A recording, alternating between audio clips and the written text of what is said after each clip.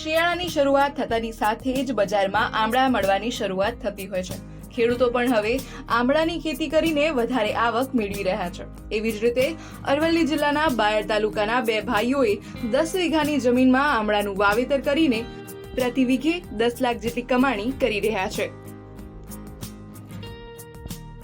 અરવલ્લી જિલ્લાના બાયડ તાલુકાના આ બે ભાઈઓએ આંબળાની ખેતી કરીને હાલ પ્રતિ વીઘે સારી એવી આવક મેળવી રહ્યા છે. જાણીએ. મારું નામ કુંદનકુમાર ઠાકોરભાઈ પટેલ, પદ્માવતી ફ્રૂટ ફાર્મ, સવેલા કંપા, તાલુકો બાયડ, જિલ્લો અરવલ્લી. અમોએ આંબળાની ખેતી લગભગ 20 વર્ષ પહેલાંથી શરૂઆત કરેલ છે. આ આંબળાની વેરાયટી જે છે એ NA7 વેરાયટી છે.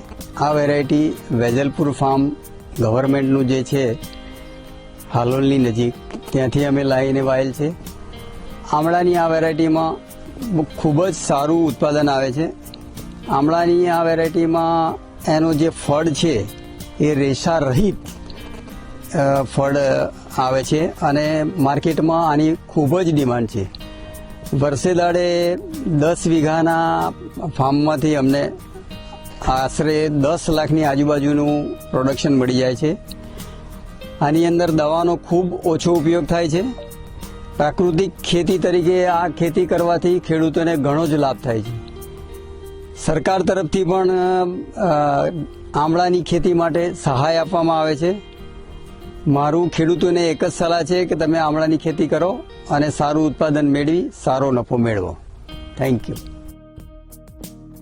અરવલ્લી જિલ્લાના બાયડ તાલુકાના સાવલા કંપાના બે પ્રગતિશીલ ભાઈઓ શ્રીકાંતભાઈ અને કુંદનભાઈ પટેલે આંબળાની ખેતીમાં નવી પહેલ કરી છે અને એક નવો ઇતિહાસ રચ્યો છે. તેમણે 20 વર્ષ પહેલા વાવેલા NA7 પ્રકારના આંબળાના છોડો આજે તેમને લાખો રૂપિયાની કમાણી અપાવી રહ્યા છે.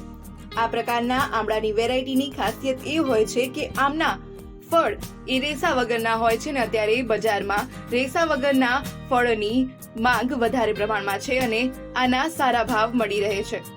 ખેડૂત શ્રીકાંતભાઈ અને કુંદનભાઈ આંબળાની ખેતીમાંથી પ્રતિ વીઘે લાખ રૂપિયા જેટલી કમાણી કરી રહ્યા છે. એટલે કે 10 વીઘાની જમીનમાં વર્ષે 10 લાખ જેટલી કમાણી તેઓ કરી રહ્યા છે. આ ઉપરાંત તેઓ આજુબાજુના ગામોના લોકોને પોતાના ફાર્મમાં રોજગારીની તકો પણ પૂરી પાડી રહ્યા છે.